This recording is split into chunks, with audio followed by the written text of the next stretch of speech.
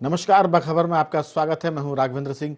आज हम बात कर रहे हैं सियासत से अलग हटकर कुछ ऐसे मुद्दे पर जिसका सरोकार सामाजिकता से है।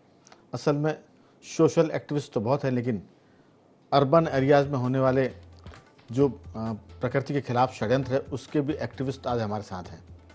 वजह यह कि ब्राज़ील में बैठक हो रही है क्लाइमेट चेंज को लेकर। इसके पहले की हम बात करें तो कुछ दिनों पहले फिलीपींस में बाढ़ आई थी जिसमें 10 लाख लोग बेघर हुए थे। उसके पहले वियतनाम में भी ऐसी हादसा हुआ था। और भारतवर्ष की हम बात करें तो पिछली अभी हाल में गुजरी बारिश के दौरान हमने देखा कि इस बार सबसे ज़्यादा ऐसा हुआ कि बादल फटे हैं। ये प्रकृति की नाराज़गी है, क्लाइमेट चेंज का एक उदाहरण है। इसके साथ ये भी कह सकते हैं कि इस बार सबसे ज़्यादा आकाशीय बिजली गिरी है। आसमान से गिरने वाली बिजली से बहुत लोग हताहत हुए हैं, उनकी मौतें भी हुई हैं। तो प्रकृति लगातार बता रही है कि अगर आप पहाड़ काटेंगे, अगर आप जंगल काटेंगे, अगर आप नदियों को ख़त्म करेंगे तो फिर मैं आपका इस पृथ्वी पर जीना दूभर कर दूंगी। और हो भी यही रहा है। आज इसी मुद्दे पर हम विस्तार से बात करेंगे कि ये जो क्लाइमेट चेंज है इसमें 1.5 से 2 डिग्री पारा बढ़ गया है गर्मी का। इस सदी के अंत के पहले ये 2 के पार निकल जाएगा। इसका मतलब कि अब धरती फिर से आग का गोला बनने की तरफ जा रही है। ये सब हम आपसे आम भाषा में बात कर रहे हैं। नदियाँ खत्म हो रही है जो 12 महीने बहती थी। पहाड़ सड़क बन गए क्योंकि उनको काट काट कर सड़कें बनाई जा रही है। जंगल भी साफ हो गया क्योंकि उनको काट कर आप शहर बसा रहे हैं, घरों में इमारती लकड़ी लगा रहे हैं। तो ऐसे में कैसे रह पाएंगे लोग इस पृथ्वी पर? हम अगली पीढ़ी को क्या छोड़ कर जाएंगे? इसी पर विस्तार से बात करेंगे। जानलेवा होता है क्लाइमेट। हमारे साथ स्टूडियो में मौजूद हैं देश के जाने माने अर्बन एक्सपर्ट और प्रबंधन के जानकार प्रोफेसर सौरभ पोपली जी। सौरभ जी, आपका बहुत स्वागत है। हमारे साथ दिल्ली और भोपाल से बाहर से जुड़ रहे हैं श्री आनंद पैठणकर जी। आनंद जी, आपका बहुत स्वागत है। और एक तरह से सामाजिक और लोकतंत्र के बीच में काम करने वाली एक्सपर्ट मांडवी कुलश्रेष्ठ भी हमारे साथ फोन लाइन पर हैं। मांडवी जी, आपका भी स्वागत है। और जूम पर हमारे साथ मौजूद है मध्य प्रदेश के वरिष्ठ पत्रकार श्री राहुल रंजन जी। मेहमान 4 हैं, मुझको मिलाकर 5। मैं अब इस चर्चा में बहुत कम दखल दूंगा क्योंकि विशेषज्ञों की बातचीत है। चर्चा की शुरुआत सौरभ जी आपके साथ होगी। ये जो सारा मसला है, हम कई बार इस पर बात कर चुके हैं, लेकिन हम देखते हैं कि बागड़ी खेत खा रही है। और ये कहावत गांव से शुरू हुई है और ये गांव से शुरू कर पूरी दुनिया में फैल गई है कि जिसको सुरक्षा का जिम्मा है वही चोरी कर रहा है, वही प्रकृति को नष्ट कर रहा है। जो प्रकृति के रखवाले हैं या उसके पैरोकार हैं या उसके हरकार हैं, आपकी राय कैसे बच पाएंगे या पृथ्वी को हम कितना और बचा सकते हैं अगर ये कोशिश करें तो? आपकी इस पर विचार और 2 टूक बातचीत। जी नमस्कार। आपको, आपके श्रोताओं को मेरा नमस्कार। एक चौंकाने वाली खबर जिसका काफ़ी समय से एक तरह से हम एक्सपेक्ट कर रहे थे, वो ये है कि तकरीबन 2-3 दिन पहले विशेषज्ञों ने कहा, वैज्ञानिकों ने एक रिपोर्ट निकाली। उन्होंने कहा कि जो पेरिस एग्रीमेंट हुआ था जिसमें 1.5 डिग्री सेल्सियस के तापमान की वृद्धि पर लिमिट लगाने की बात की गई थी, वो अब हमने पार कर ली है। उसका मतलब ये है कि अब अगर हम 1.5 डिग्री से ज़्यादा तापमान वृद्धि पर पहुंच गए हैं तो हम जा कहाँ रहे हैं। और वैज्ञानिकों का मानना है कि हम शायद 2 से 3.25 डिग्री सेल्सियस के तापमान की वृद्धि की तरफ बढ़ रहे हैं। अच्छा, इसमें ये बहुत ही चिंताजनक है। और हमने तकरीबन 2 साल पहले जब ये श्रृंखला शुरू की थी, क्लाइमेट चेंज, जलवायु परिवर्तन और पारिस्थितिकी से की जानकारी देने के और विशेषज्ञों को यहाँ बुलाकर कई तरह की चर्चाएं करने के लिए, तो हमने ये सोचा था कि हमने ये उस समय बात की थी कि जलवायु परिवर्तन एक इतना बड़ा मुद्दा है कि उस पर एक युद्ध स्तर पर, वैश्विक स्तर पर एक युद्ध स्तर पे हमें काम करना पड़ेगा। और यही चीज़ यूनाइटेड नेशंस के सेक्रेटरी जनरल एंटोनियो गुटेरेस ने कई बार कहा है कि humanity is facing code red. उन्होंने कोड रेड का एक लेबल दिया उसको कि बिल्कुल एक चमकती हुई लाल बत्ती है हम सबके सामने।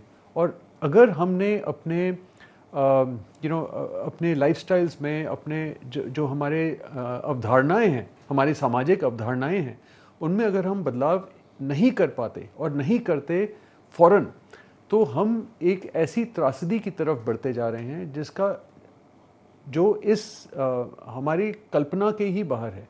कुछ साइंटिस्ट जो कुछ रिपोर्ट्स पिछले हफ्ते पिछले महीने में आई हैं, वो ये कह रही हैं कि तकरीबन कि सैकड़ों तो छोटे जो त्रासदियाँ बहुत बड़ी हम मानते थे, वंस इन अ सेंचुरी 100 साल में एक बार आने वाली, वो लगभग हर हफ्ते आ रही हैं। 10 साल में हमने 5,700 ऐसे बड़े चक्रवाती तूफान और अन्य आपदाएं देखी हैं जी। और अब हम ऐसे सिचुएशन में आ रहे हैं जिसमें हम कह रहे हैं कि 100 करोड़ लोग जो पृथ्वी के निवासी हैं, जो विश्व स्तर पर 100 करोड़ लोगों की का जीवन अब एक्चुअली एक रिस्क में है। और इस शताब्दी के अंत तक हम बहुत बड़ी स्तर पर त्रासदियाँ देखने जा रहे हैं अगर हम इसका युद्ध स्तर पर और फौरन हम इसका मुकाबला ना करें। ये सब त्रासदियाँ जुड़ती जा रही हैं, आपकी जो केमिकल पोल्यूशन की, एयर पोल्यूशन की और अन्य जैसे कार्बन डाइऑक्साइड तो एक तरह है, बट आपकी फॉस्फोरस साइकिल डिसरप्ट हो गई है, आपकी फ्रेश वाटर साइकिल डिसरप्ट होती जा रही है। जिस तरह का औद्योगिक विकास हुआ है, तो हमें अपने पूरे औद्योगिक नीतियों को, अपने शहरीकरण की नीतियों को हमें दोबारा से सोचना पड़ेगा और उन पर अमल करने की हमें आत्मबल और शक्ति रखनी पड़ेगी। बिल्कुल। ये सौरभ जी विषय तो आम जनता का है, आम जनमानस का है, जिसे कहते हैं मैंगो पीपुल का है, लेकिन इस पर फैसले एक्सपर्ट करेंगे और सरकार को करना है। आम जनता कैसे जीवित रहे, इसका फैसला विशेषज्ञों की राय से सरकार को करना है। और दिक्कत ये कि जो विशेषज्ञ हैं वो तो राय दे रहे हैं, लेकिन सरकार जिन्हें काम करना है वो बागड़ की तरह खेत को खा रही है। यानी उन्हीं की वजह से पर्यावरण का प्रदूषण या क्लाइमेट चेंज के खतरे लगातार बढ़ रहे हैं, क्योंकि वो सरकारें कहती है, दुनिया भर की सरकारें, कि डेवलपमेंट करना है तो आपको ये रिस्क लेनी पड़ेगी। लेकिन ये रिस्क कहाँ तक लेंगे? अगर हम रेड बॉर्डर क्रॉस करेंगे तो फिर ये सबके लिए जानलेवा होगी। हमारे साथ आनंद जी भी फोन लाइन पर हैं। आनंद जी, मेरी आवाज़ सुन पा रहे हैं? हाँ जी जी। दरअसल जो सौरभ जी बात कर रहे हैं, जो आप सब लोग जिस पर चिंता करते हैं और जो सेमिनार करते हैं, उन पर सरकार को काम करने की ज़रूरत है। ये जो स्थितियां हैं, फिर से मैंने चर्चा की शुरुआत में कहा था कि धरती ताप का गोला बनने की तरफ जा रही है, क्योंकि तापमान साल दर साल बढ़ रहा है और गर्मी भी बढ़ रही है और सर्दी की भी स्पीड जो है वो ज़्यादा है और बारिश भी बेतहाशा हो रही है। यानी सब कुछ जानलेवा है। कभी या तो बारिश दिन भर में 10 इंच बारिश हो रही है और कभी मालूम हो रहा है कि किसी इलाके में सूखा पड़ा हुआ है। तो ये सब चीज़ें बता रही है कि आने वाले दिन बहुत मुश्किल भरे हैं अगर सब लोग नहीं जागे तो। आनंद जी, आपकी राय? तो मैं थोड़ा आशावादी इंसान हूँ और मुझे लगता है कि भारत में तो युवा की जो संख्या है वो 60-65% है। तो युवा के साथ अगर हम काम करेंगे, युवाओं को अगर हम प्रोत्साहित करेंगे, उनको अगर हम सॉल्यूशंस बताएंगे कि क्या कर सकते हैं और ना कि हम डर का माहौल पैदा करें, क्योंकि डर के माहौल में इंसान उनकी क्या होता है ना, एक रिएक्शनरी चीज होती है जब डर का माहौल होता है, जिसको साइकोसिस कहते हैं, और उसमें बहुत नेगेटिविटी आती है और लोग हताश हो जाते हैं कि मेरे से कुछ नहीं हो पाएगा, कोई चीज नहीं हो पाएगी। तो एक तो पहले तो हमको थोड़ा आशावादी माहौल करना पड़ेगा, चाहे वो वैज्ञानिक हो, चाहे वो शिक्षक हो और चाहे वो मीडिया हो, क्योंकि बहुत सारे प्रयास दुनिया भर में हो रहे हैं, भारत में भी बहुत सारे प्रयास हो रहे हैं और हमारी जैसी संस्थाएं है, जैसे FES है, स्प्राउट्स है, हम मिलके कोशिश कर रहे हैं कि मतलब एक बड़ी सी चीज आप देखें कि पिछले 30 साल में आयरलैंड ने अपना पूरा जो ग्रीन हाउस एमिशन था वो सबसे अब कम पे लेके आए हैं। उन्होंने नेशनल पॉलिसीज उनके लेके आए हैं। फिर डेनमार्क में जो एक आइलैंड कम्युनिटी है जिन्होंने 100% रिन्यूएबिलिटी का, और ये कम्युनिटी ने बनाया हुआ मॉडल है कि जहाँ पे उन्होंने पूरी ही रिन्यूएबल एनर्जी पे वो काम कर रहे हैं और जहाँ पे बहुत ठंड और बर्फ होती है ऐसे इलाके में।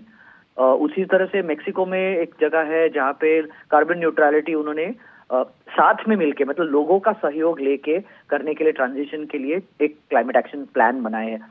तो मुंबई में मैं रहता हूँ, मुंबई में भी उसका क्लाइमेट एक्शन प्लान बना है, हीट एक्शन प्लान्स बने हैं।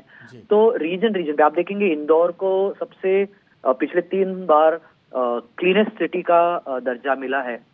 तो उसमें लोगों के लिए भी बहुत सुविधा और फायदे होते हैं जब स्वच्छता और रिसाइकलिंग और सेग्रीगेशन इन चीजों पे करते। हम लोग रिन्यूएबल पे बहुत बहुत ज्यादा तादाद में रिन्यूएबल एनर्जी की चेंजेस हो रहे हैं। खैर उसके साथ जिस तरीके से हो रहे हैं उसमें थोड़ा काम करने की जरूरत है, क्योंकि बहुत जो ट्राइबल कम्युनिटीज है और जो पैस्टोरल कम्युनिटीज है, तो उनका एक्सेस कई जगहों पे, मतलब आपने लाखों हजारों एकड़ का अगर आप सोलर पैनल्स और विंड मिल्स लगाएंगे तो उसमें लोगों की ग्रेजिंग की राइट्स है या वहाँ की खेती करने की जो माइग्रेंट कम्युनिटीज करती है, तो उसमें थोड़ी सी push and pull, justice, social justice जिसको कहते हैं, वो नहीं हो रही।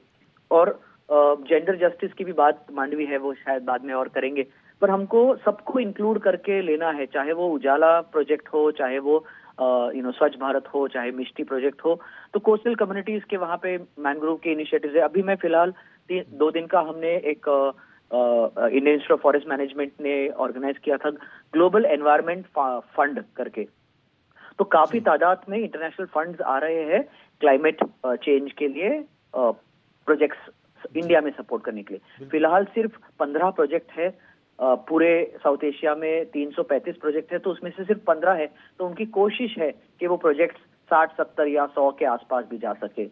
उसी तरह से हमने रामसर साइट्स, जो वेटलैंड्स को बचाने वाले साइट्स है, तो उसका नंबर 25-30 के आसपास था, तो उसको पिछले 4-5 साल में हम 75 तक लेके आए हैं। तो डिक्लेरेशन करना एक बात होती है, उनको प्रोटेक्ट करना दूसरी बात होती है। तो खैर क्या कहे, एक्शंस के कई सारे स्टेप्स होते हैं, पर शुरुआत तो हुई है। मेरा भी ये विचार है कि लोग उसके साथ अगर जुड़ते जाए, उनको जानकारी मिलती जाए। तो हमारा काम है स्प्राउट्स में कि हमने एक क्लाइमेट एक्शन प्राइमर करके किताब लिखी फ्रेडरिक एबर्ट स्टिफ्टुम के साथ। तो ऐसे किताबों से उसमें हमने 600 से ज्यादा क्लाइमेट एक्शन आइडियाज दिए हैं। तो लोगों को ज्यादा से ज्यादा आइडियाज मिलेंगे तो फिर वो कोशिश कर पाएंगे खुद करने के लिए। तो ये मेरा खुद का विचार है। दरअसल हमारी कोशिश ये है कि लोग डरे नहीं, लेकिन आनंद जी, जब एग्ज़ाम आती है तो फिर उसमें डर कर पढ़ाई करनी पड़ती है। और ये तो एग्ज़ाम ऐसी कि इसमें धरती ख़त्म होने वाली है। आप देखिए कि मैंने जो बात की थी कि जिन पर जिम्मा है खेत को बचाने का, वो बागड़ी खेत खा रही है। आप देखिए कि अगर ब्राज़ील में कहीं इस पर बातचीत हो रही तो ब्राज़ील का वो इलाका जहाँ ये चर्चा हो रही है वो खुद ही इसकी जद में है। वहीं पर्यावरण का संकट है, वहीं क्लाइमेट चेंज की बात हो रही, क्योंकि उसी को, जंगल को काट कर आपने शहर बसा रहे हैं। मैं सिर्फ इतना कहूँगा कि हम निगेटिव नहीं सोच रहे, लेकिन अगर सोते लोगों को नहीं जगाया गया तो फिर कह सकते हैं कि आसमान फटा हुआ है पूरा, आप कहाँ कहाँ पैबंद लगाएंगे। दिक्कत यह है कि एक इंदौर मध्य प्रदेश में है जो क्लीनेस्ट सिटी है, लेकिन ग्रीनेस्ट कितने हैं, हरे भरे शहर कितने हैं। भोपाल बहुत हरा भरा शहर है, लेकिन पिछले, सौरभ जी बताएंगे आपको कि पिछले 1 दशक में यहाँ लाखों पेड़ काट दिए गए और संख्या उसकी करोड़ों तक पहुँच जाएगी अगर गिनती की जाए तो। सवाल है कि आम लोगों की ज़िंदगी बचाने के लिए खास लोग वो कोशिश कर रहे हैं, और वो कोशिश सरकार के बगैर संभव नहीं है, और समाज और सरकार दोनों मिलकर करें। हमारे साथ मांडवी जी भी है। मांडवी जी, आपकी राय? मांडवी जी, मेरी आवाज़ सुन पा रही हैं? चलिए उनसे संपर्क दोबारा जोड़ने की कोशिश करते हैं। तब तक राहुल जी, आपसे सबसे अंत में मैं बातचीत करना चाह रहा था। ये जो दिक्कतें हैं क्लाइमेट चेंज को लेकर, हर आदमी परेशान है, लेकिन सरकारें ये कहती है कि अगर डेवलपमेंट करना तो ये तो आपको रिस्क लेनी पड़ेगी, ये जोखिम उठाना पड़ेगा, लेकिन ये जोखिम धरती को ख़त्म करने वाला है। जब धरती नहीं बचेगी तो काय का विकास होगा, कौन सा डेवलपमेंट होगा? आपकी राय? देखिए राघवेंद्र जी, अपन लोगों को बचपन से चीज पढ़ाई जाती है कि आविष्कार विकास की जननी है, लेकिन अब उसको बदल करके विकास जो है विनाश की जननी है। तो आप पर्यावरण को नहीं, आप पूरी ब्रह्मांड से, पूरी प्रकृति को इतना अधिक निचोड़ने लगे कि वो मनुष्य के जीवन को प्रभावित तो करेगी ही करेगी। आप ये देखिए, कोई भी सरकार कहीं भी इस तरह की कोशिश कभी नहीं करती कि जंगल बचाना है, पेड़ पौधे को बचाना है, पेड़ों को बचाना है। इस तरह की कभी मुहिम नहीं आती। नदियों को बचाना है, इसकी मुहिम कहीं नहीं आती। कभी इस चीज को लेकर के मुहिम नहीं आती कि उद्योगों में उद्योग क्रांति आप कह दीजिए, लेकिन जो प्रदूषण फैला रहे हैं उन पे आप कितना प्रतिबंध लगा रहे हैं। राहुल जी, थोड़ी सी माफी मांगूंगा, मैं मुश्किल से संपर्क जुड़ा मांडवी से। अगर आपकी इजाजत हो तो उनसे बात कर लें, फिर मैं आपकी तरफ आऊं। राहुल जी,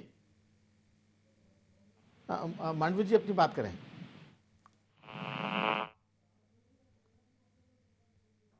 लगता है फिर उनसे संपर्क। मांडवी जी, आवाज सुन पा रही हैं? हाँ, मुझे आ रही है आपकी। जी, जल्दी से करें, क्योंकि मुश्किल से आपसे बातचीत हो पा रही है। पता नहीं कब संपर्क टूट जाए। ऐसा लगता है कि स्पेस में बात हो रही है और हम जमीन पर हैं।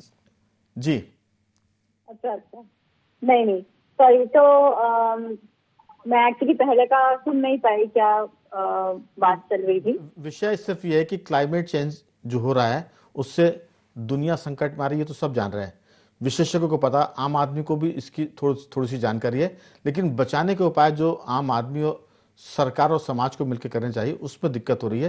तापमान बढ़ रहा है, 1.5 डिग्री से ऊपर चला गया है, ग्लेशियर पिघल रहे हैं, पहाड़ खत्म हो रहे हैं। इसी चिंता पर बात हो रही है कि अगर इस पर सब लोग नहीं जागते तो फिर आने वाले दिन बहुत दिक्कतों के होंगे। आपकी राय? बिल्कुल बिल्कुल सही कहा आपने। तो मैं एक जर्मन संस्थान में काम करती हूँ, फ्रीडरिक एबर्ट स्टिफ्टुंग, और मैं खुद भी एक अर्बन प्लानर हूँ। तो मेरी ज्यादातर जो बातचीत होती है लोगों से, और बीइंग एन अर्बन प्लानर, मैं ये ज्यादातर अपनी बात रखती हूँ कि हमने शायद कुछ ज्यादा ही प्लानिंग कर दी है, हर एक चप्पे की, हर एक पॉकेट ऑफ लैंड की। हमको जरूरत है कि कुछ चीजें हम जो है ना वो नेचुरली छोड़ दें, क्योंकि क्या हो रहा है कि इस समय नेचर को लेके, रिसोर्सेज को लेके, जो भी बहुत सारी चीजों में, मतलब अगर इंडस्ट्री है, कोई भी सेक्टर है, इलेक्ट्रिक मोबिलिटी है, इसमें हम बहुत ज्यादा खनिज, बहुत ज्यादा मटेरियल यूज कर रहे हैं। और उसकी वजह से, जैसे कि हमको पता है कि जलवायु परिवर्तन बहुत ही तेजी से हो रहा है और किसी के भी काबू में नहीं है। टेक्नोलॉजी इसके ऊपर से बहुत ज्यादा बैठी हुई है। तो किस किस तरह के जो इसके परिणाम होंगे उसका किसी को भी, मतलब उसकी स्पीड इतनी है कि किसी को समझ नहीं आ रहा है कि हम इसको कैसे पकड़ सकते हैं। तो मेरा ये ही सुझाव रहेगा, और क्योंकि हम एक सामाजिक न्याय पे काम करने वाली संस्थान है, हम ये कहते हैं कि दोनों तरफ से बातचीत होनी चाहिए। एक तो जो लोगों के अपने लिव्ड एक्सपीरियंसेस और चैलेंजेस हैं, जो मुद्दे हैं, वो सामने आने चाहिए, वो पॉलिसी में आने चाहिए। और जो पॉलिसी मेकर्स हैं, जो नीति बनाते हैं लोग, उनको ऑब्वियसली उनके भी बहुत सारे कंस्ट्रेंट्स होते हैं, कुछ पॉलिटिकल सिचुएशन होती है जिसके अंतर्गत उनको काम करना पड़ता है, वो उनके लिए बहुत महत्वपूर्ण होता है। पर दोनों को साथ काम करना पड़ेगा, दोनों को साझा करना पड़ेगा, और यही हमारी कोशिश रहती है।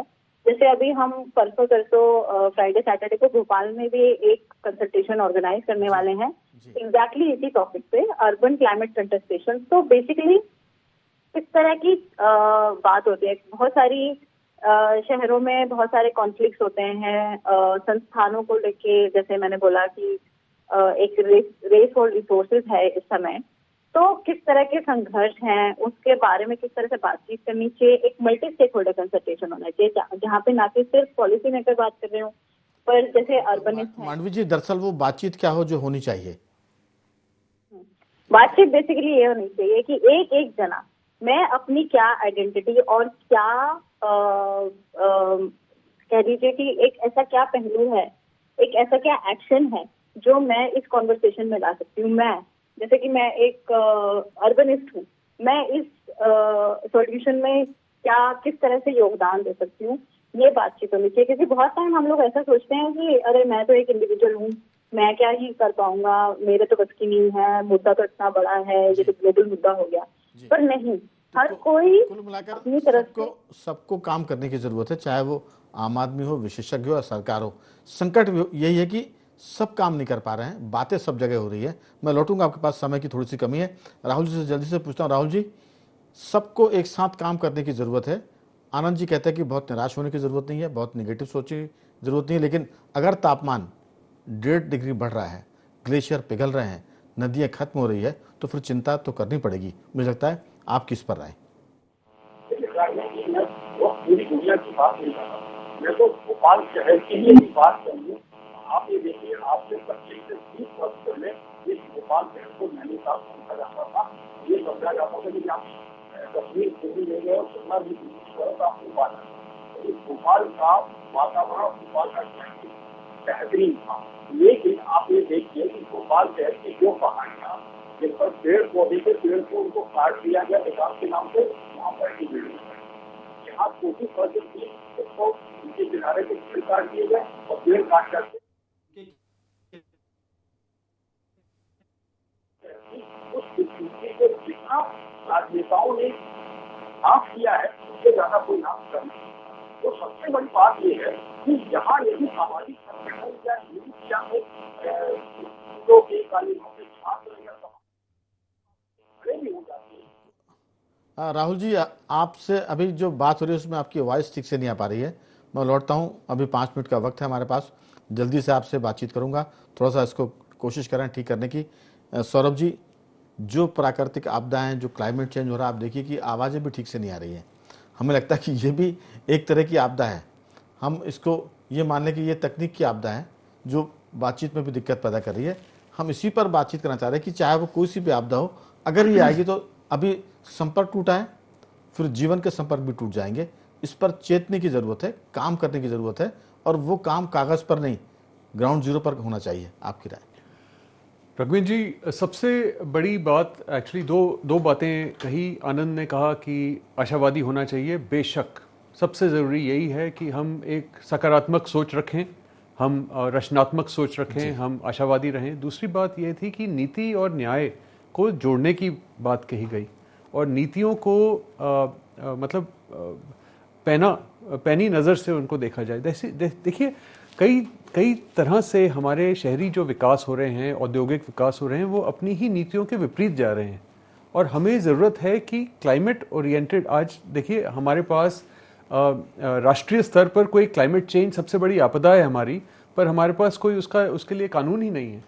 तो सबसे बड़ी तो विसंगति यही है कि हमारे पास कोई क्लाइमेट चेंज के लिए कोई एक्ट ही नहीं है। इसका मतलब कि हम उसके प्रति गंभीर नहीं है जी। अगर होते तो कानून बनता ना। आप देखिए ना कि लगभग 1995 से लेकर 2024 तक 8,32,000 लोग इस क्लाइमेट चेंज की वजह से मर गए, जान से हाथ धो बैठे, और करीब 500 करोड़ लोग ऐसे हैं जिन्होंने इसको भुगता है। ये बहुत बड़ा फिगर है। जी जी। और देखिए, आपकी अगर शहरीकरण की नीति ऐसी हो, अगर मैं कहूँ किसी को कि आप अपने लिविंग रूम में एक ईंट का भट्टा लगा दीजिए और हर रोज़ वहाँ पे ईंट बनाइए, तो आप में से कितने लोग उसके लिए तैयार हो जाएंगे। पर फिर भी हम जब अपना शहर बनाते हैं, शहर बसाते हैं, तो उसमें जो इंफ्रास्ट्रक्चर का जो डिज़ाइन है, कुछ लोग कह सकते हैं कि तंदूर की तरह उस पर रोटियां सेक सकते हैं। जी नहीं, पर हम नहीं सहना चाहेंगे ना कि हम वैसे ही गर्मी से बेहाल हैं। बिल्कुल। तो अगर हम अपने शहरों का जो निर्माण है उसमें अगर हम एक थर्मल पावर प्लांट के बराबर की हीट हम का उत्सर्जन कर रहे हैं बगैर बिजली का उत्पाद किए, तो वो हमारा इंफ्रास्ट्रक्चर हमें हीट कैप्चर और हीट शहर को दे रहा है, तो उसको डिसिपेट कैसे किया जाएगा। और अगर हमारे पास तो सबसे बड़ी ज़रूरत यह है कि जो हमारी क्लाइमेट चेंज की, जलवायु परिवर्तन की जो नीतियां हैं, जो राष्ट्रीय स्तर पर बनी हैं, राज्य स्तर पर बनी हैं और डिस्ट्रिक्ट स्तर पर बनी हैं, जिला स्तर पर बनी हैं, उनको उनकी उपयोगिता तभी होगी अगर हमारी औद्योगिक और शहरीकरण की जो नीतियां हैं उनके साथ वो मेल खाएं। अभी हो ये रहा है कि हमारी नीतियों में आपस में कोई समन्वय नहीं बन पा रहा। जी, कह सकते हैं कि उसको कानूनी जामा पहनाना पड़ेगा। जो आपकी नीतियां हैं सिर्फ पॉलिसी से काम नहीं चलेगा, आपको एक्ट बनाना पड़ेगा ताकि जो उसको तोड़ रहा है उससे सजा मिले, उसको दंड मिले। अगर उसका डर नहीं होगा तो फिर विकास के नाम पर कुछ भी होता रहेगा। आनंद जी, आपकी बहुत छोटी सी टिप्पणी। हाँ, मुझे लगता है कि कॉर्पोरेट्स के ऊपर जो इंडस्ट्रीज है, जैसे मतलब आप देखेंगे कि हसदेव का प्रोजेक्ट है जहाँ पे लाखों प्रोजेक्ट पेड़ जाने वाले हैं, या निकोबार का प्रोजेक्ट है कि जहाँ पे करोड़ों में ना के पेड़ सिर्फ जाने वाले पेड़ पौधे, समुद्र के अंदर के जीव जंतु जाने वाले, वहाँ के आदिवासी लोगों की जो जिंदगी है, उनका जो अधिकार है वहाँ रहने का, वो खिलाया जा रहा है। तो थोड़ी नीतियां मुझे लगता है कि लोगों को साथ में लेके उनके साथ क्या कहते हैं, संवाद करके अगर की जाए, ना कि ऊपर से जबरदस्ती लोगों के ऊपर थोपी जाए। तो जिसको कहते हैं इंग्लिश में कि कोई भी योजना हो, समन्वय से काम हो और जो प्राकृतिक चीजें उससे कम नुकसान हो। अगर नुकसान भी होता है उसका प्रतिशत घट जाए तो भी ये चीज एक तरह से झेलने लायक हो सकती है, हम उसको बर्दाश्त कर सकते हैं। मेरे साथ मांडवी जी भी हैं। मांडवी जी, कुछ कहना चाहेंगी? हाँ, मुझे लगता है कि हम ना सरकार के ऊपर भी बहुत सारी चीजें छोड़ देते हैं, और सरकार की लिमिटेड कैपेसिटी होती है। तो हर किसी को अपना एक, जैसे हम रिसोर्सेज पे या सर्विसेज पे अपना हक मान के चलते हैं ना कि ये तो मेरा अधिकार है, ये तो मुझे करना ही है, या ये तो मुझे मिलना ही चाहिए। मुझे लगता है कि इसी प्रकार से हमारी ड्यूटीज भी होनी चाहिए कुछ, जो हम छोटी छोटी बातें होती हैं जो कि अगर हम उन पे कुछ विचार या उन पे कुछ एक्शन ले पाए तो वो काफी हद तक कारगर होती है। इसलिए भी क्योंकि भारत की जो जिसको हम कहते हैं ना, जी, आप ठीक कह रही हैं, समय की कमी, इसलिए मैं थोड़ा रुकूंगा बीच में आपको। जो आपने कहा, मूल बात ये है कि सबको अपने अपने काम करने की ज़रूरत है। जो जहाँ है वो जलवायु को बचाने के लिए काम करे, उसकी बेहतरी के लिए काम करे। स्कूल से उसको शिक्षा में लाने की ज़रूरत है। जब बच्चे उसको सीखेंगे तो फिर आज हम जो चर्चा कर रहे हैं शायद उस पर लोग काम कर रहे होते, ना कि चर्चा कर रहे होते। एजुकेशन में भी अगर ये जुड़ जाए तो और बेहतर होगी। मेरे साथ राहुल जी हैं। राहुल जी, आपकी टिप्पणी। बिल्कुल राघवन जी, आपकी बात को मैं आगे बढ़ा रहा हूँ कि देखिए, पर्यावरण का एक अध्याय पढ़ा देने से बच्चे कभी भी पर्यावरण को संरक्षित नहीं कर सकते। आपको इनको पूरे जीवन में शामिल करना पड़ेगा, स्कूल एजुकेशन से लेकर के विश्वविद्यालय के एजुकेशन तक। तब जाकर के एक पीढ़ी तैयार हो पाएगी, तब ये जाकर के आपको गर्मी, ठंड और बरसात का आनंद लेने का मौका मिलेगा। या जिस शहर में जो लोग भी रह रहे हैं, उस शहर की आबो हवा तभी सुधर पाएगी जब वहाँ यूथ को बिल्कुल उसके साथ में चिंता दूर कर दिया जाए कि ये यदि एक पेड़ कटेगा तो 100 लोगों की जिंदगी तबाह हो जाएगी। यदि एक बोतल प्लास्टिक की आप सड़क पर फेंकते हो तो उससे 10 जानवरों को या 10 लोगों को नुकसान पहुंचेगा। तो आपको ये चीज पूरी जस्टिफाई करके बिल्कुल आंकड़े के रूप में प्रस्तुत करना पड़ेगा। एकदम पूरी आप चर्चा जी, पूरी चर्चा का निचोड़ ये है कि सबको मिलकर काम करना है और इसके साथ साथ सिर्फ सरकारों की बस की बात नहीं है।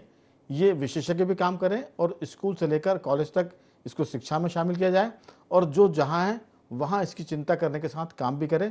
और हम सब निराशावादी ना हो बल्कि पॉजिटिव रहें कि दुनिया अभी चलेगी। तापमान अगर बढ़ा है तो फिर वो घटेगा भी, लेकिन जो बात शुरुआत में हुई थी, सौरभ जी ने कहा था कि बागड़ी खेत खा रही है, इस पर ध्यान देने की ज़रूरत है क्योंकि सरकारों के ऊपर जिम्मा है ज़रूर, और उस जिम्मे को अगर समाज जागेगा तो सरकारें उस जिम्मेदारी को निभाएंगी। समाज को जागने की ज़रूरत है। ये सब विशेषज्ञों की राय है।